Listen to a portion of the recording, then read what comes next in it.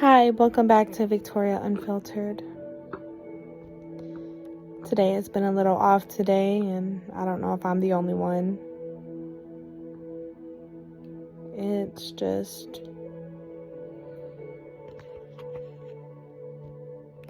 I don't know. I didn't read up.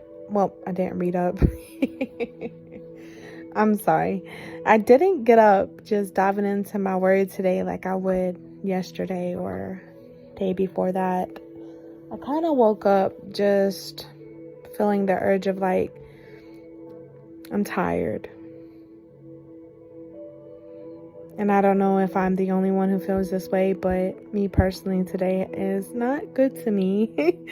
But I'm going to still get up and I'm going to still praise him, and I'm still turning up my worship music, and I'm still going to try to dive into my Bible.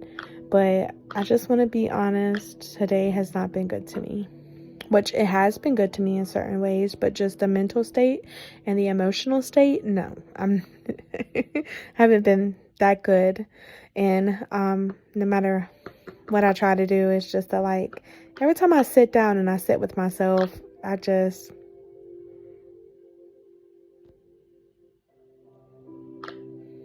I don't know.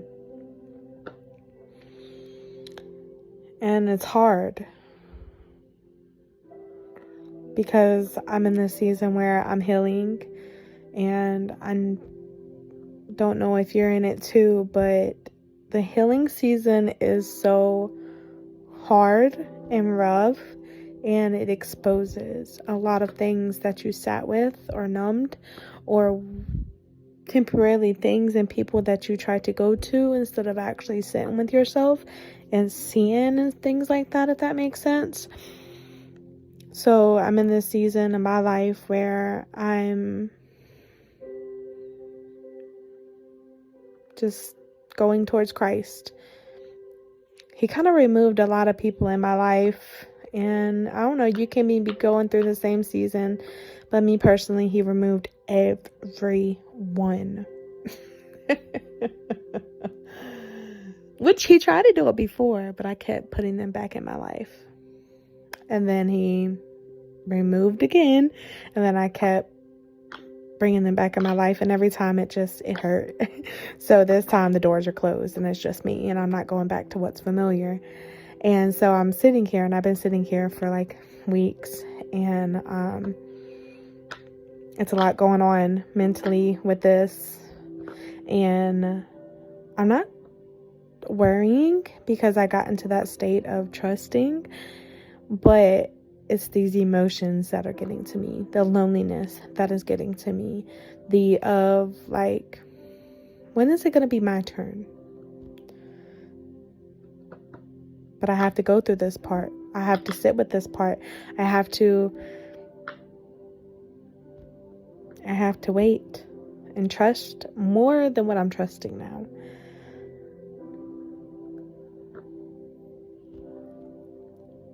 But today, the emotions, the mental state has not been good. And normally I would get up and I would get into my Bible and be excited, so excited.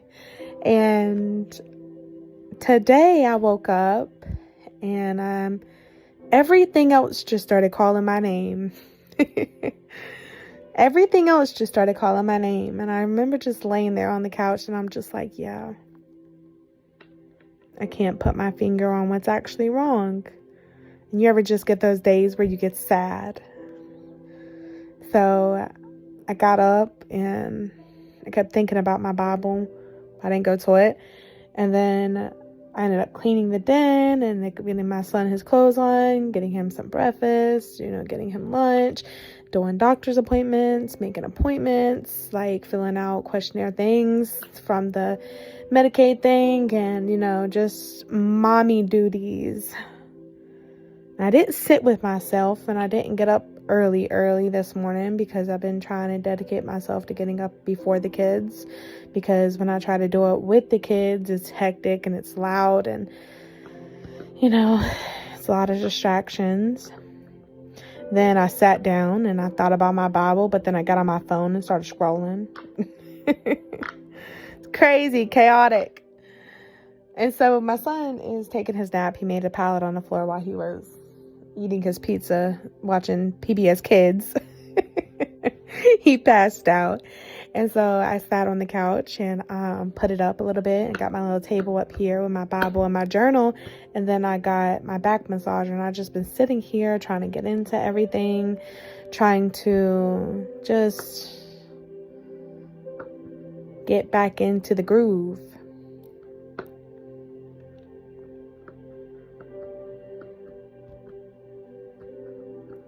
But I don't know. I feel strange. Like, I feel like, I'm the type that I used to go to cigarettes and vape. I'm the type that used to go to alcohol or being around people who got a vape, something to help release what is in my chest. And I'm straight full-blown sober. I am full-blown sober. And earlier today, I needed something. I didn't get it. And I'm sitting here and I'm just like, I just want to breathe. I'm tired. I'm tired. What? I'm tired. How? I wouldn't say I'm physically tired. I'm like spiritually tired, okay? I'm physically, mentally, emotionally, it's like all over the place, okay? And I'm learning to be alone. I'm learning to sit alone. It's so hard. It's so hard. And I know I can't be the only one going through this. The ups and downs of emotions, the loneliness, you get those urges to want to go back. You want to go back around those people. You want to go back around that man. You want to go back around just getting a vape or just what's familiar of what helped you in the moment. And I'm in this place where I'm trying to figure out what is going to do me in the long run, getting to the root of the problem without running to things to just temporarily escape for the moment of I need to cope in this very present right now of understanding. And a lot of it had to do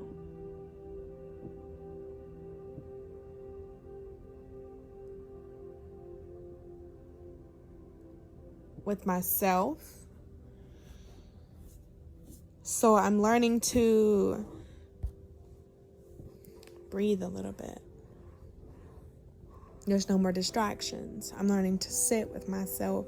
There's no more things that need to be cleaned. I'm learning to keep going even when it's hard because I just want to lay in bed. I want to cry a little bit, but I don't even know what I'm crying about. I don't even know why I'm feeling this way. It's just, this is just what I'm going through, But I got up anyways. I made the doctor's appointments. I got the things ready for my kids. I still got up, even though I wanted to lay in bed, and I still got things done. And now there's no more that I got to do when it comes to the cleaning. He's taking his nap. I'm not talking to nobody. My phone is literally dry. I don't have conversations with a lot of people, and I'm not running back to familiar.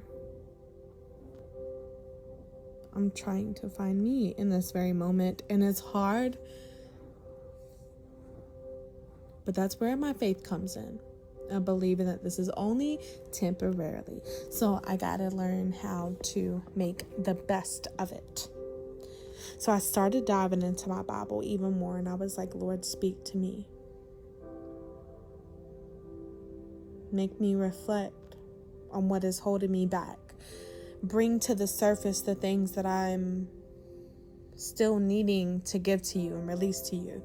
And the one thing that he done and showed me that really was like, you know what? You are absolutely right when it comes to loving your enemies.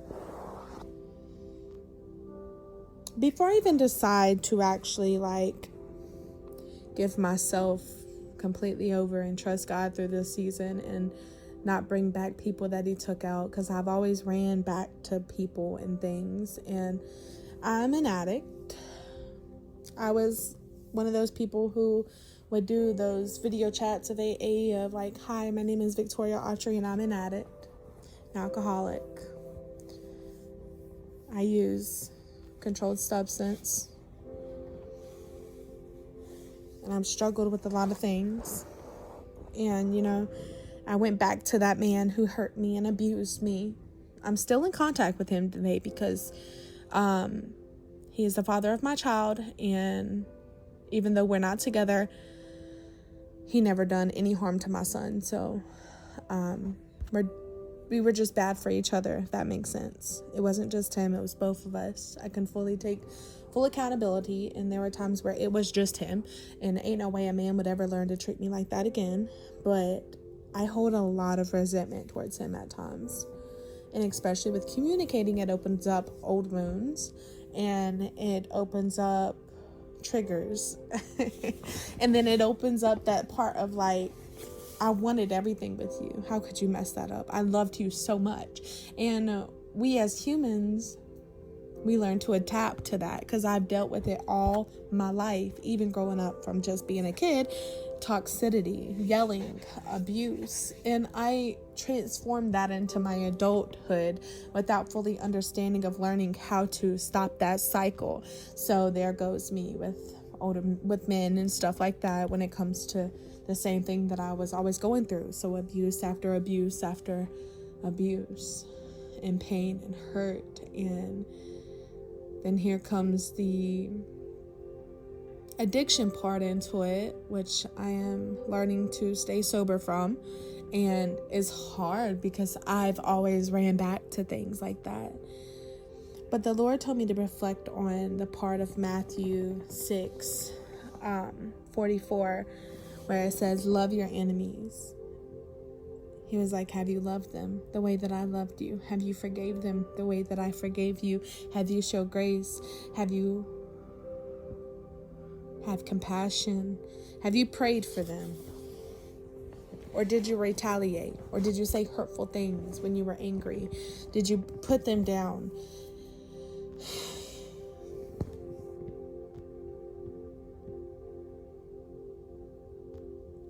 It's hard to forgive. But as my walk became stronger with Christ, I learned that I'm not just doing it for myself. I'm not doing it for them.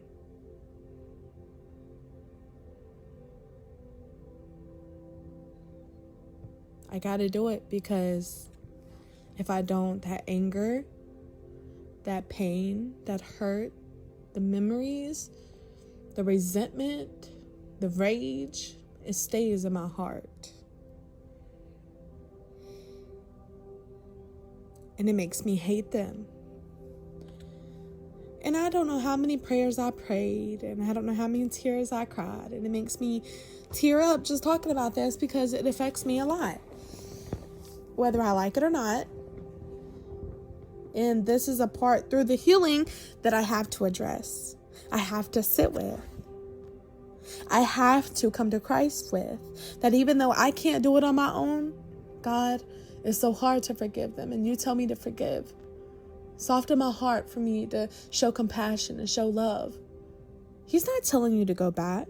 He's not telling you to constantly go get your heart hurt over and over and over, constantly let them abuse you over and over and over. He doesn't like seeing you cry.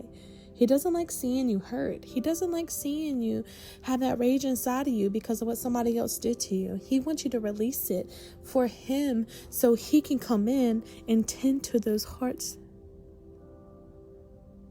that are broken from what they did.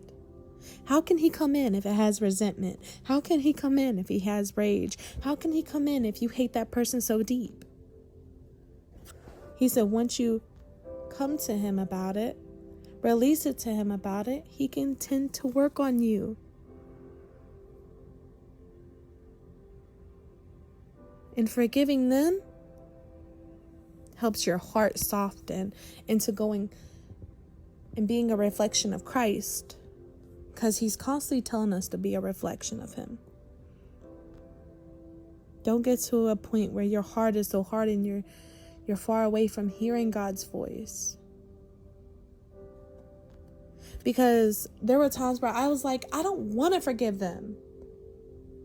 How dare they hurt me? How dare they abuse me? How dare they give me more trauma upon trauma? How dare they come in and take and take and take? How dare they? How dare they? It hurts. Because I remember what they did to me, and they go on acting like they didn't do a dang thing.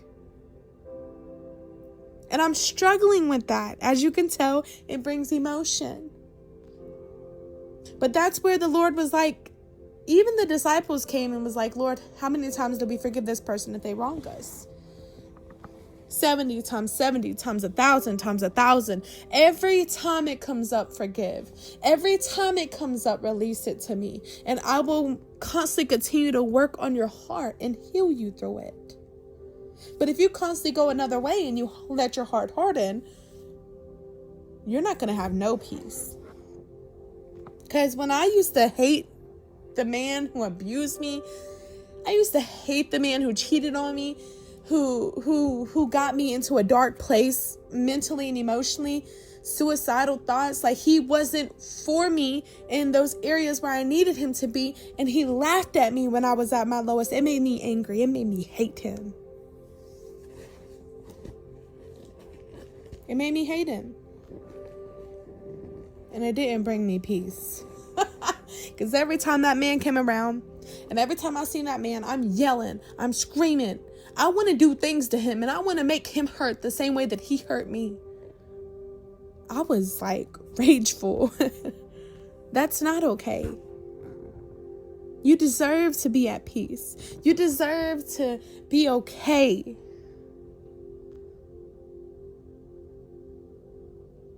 Forgiveness doesn't mean that you forget. It means that you release.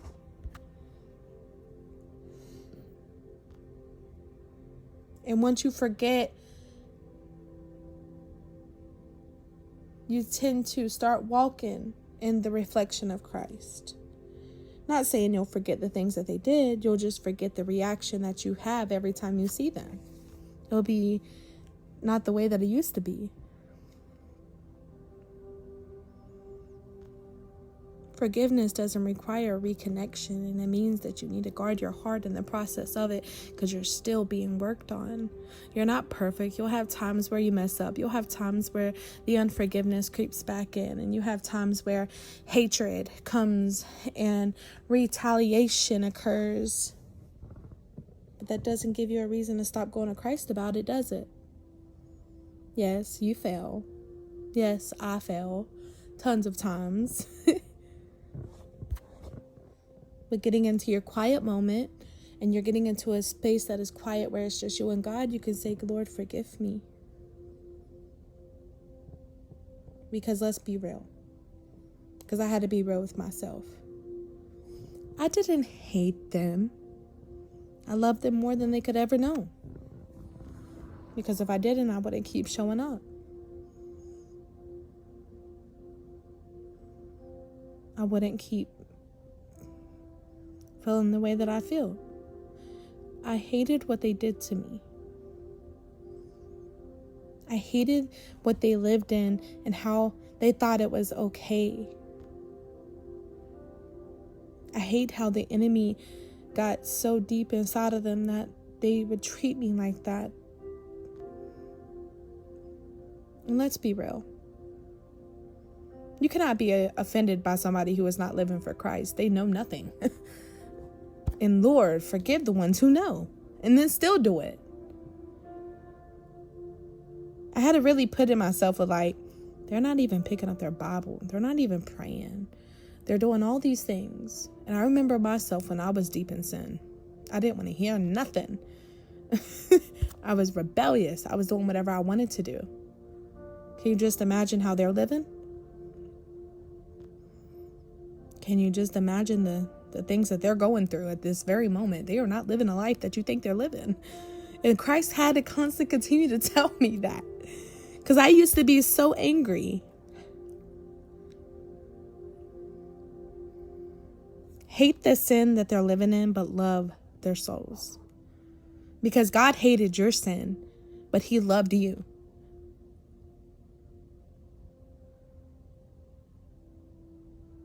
And the Lord said, if you forgive them, I will forgive you of your sins. He says, but you have to be humble enough to really sit and think and reflect and have a correction on it. Because if you don't, then you're going to live in a place that has no peace. And when I was living in that place, I had no peace. I was angry. Lord, I was angry, and I was a very angry person. But as I constantly continue to go towards Christ, even in the moments where I feel like I can't, I'm still getting up. I'm still sitting in my quiet place with him, because that's exactly what I'm doing right now. It's crazy because at the beginning of it, I was telling you that it was really hard for me, but I had to make time. I had to, at some way, shape, or form, whatever flows, but I had to sit with myself with Christ. Because something is going on for me to feel this way. So the Lord has to reveal. He has to speak in the spirit. And he is not going to be able to do that if you make no time for him. So that's exactly what I did. No matter what I wanted to do, I still sat with him. The walk with Christ is not easy. It's hard. Sitting with yourself is not easy. It's hard. It reveals things that you so tried to desperately hide, and now it's being revealed and not hidden no more.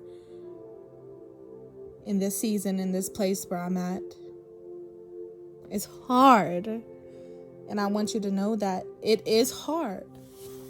But I'm getting up no matter how I feel. I'm going to Christ no matter how I feel. I'm picking up my word no matter how I feel in this season of my place. Because I can't do this on my own, and I don't want to jeopardize it, putting my view on distractions that bring me more in a dark place. At least the Lord can shine his through his right now.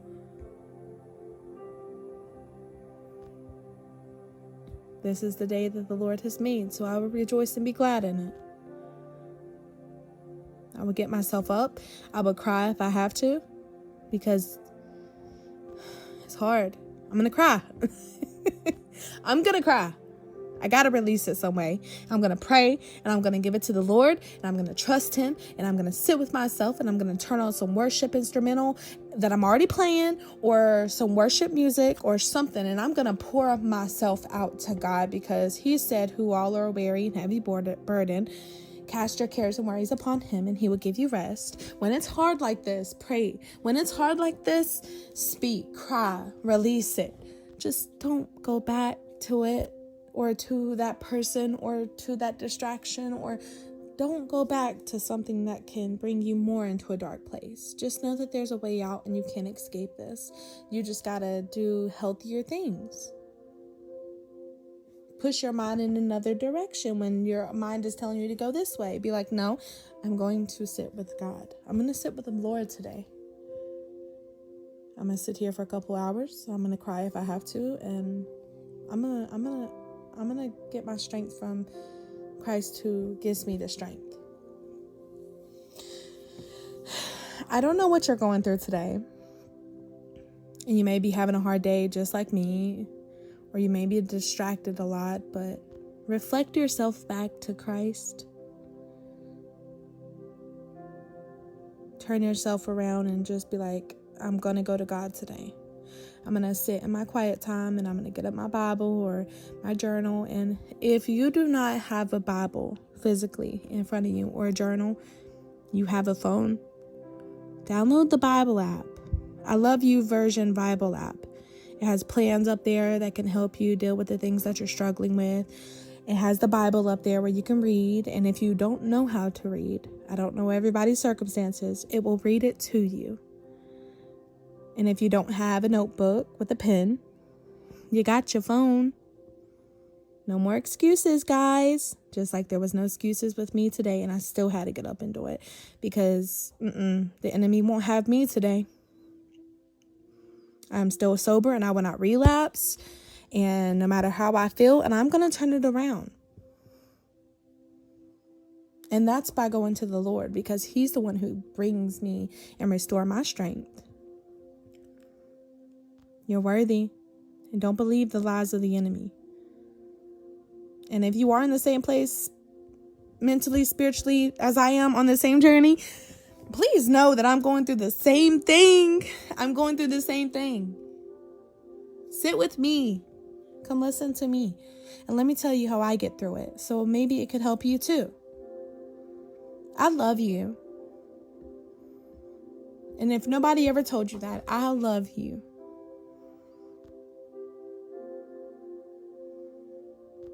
And the Lord loves you. You're not alone. And no matter what you're going through, there is a way out. There is a way out. Turn to the one who can give you that way out. I love you, and you guys have a wonderful day.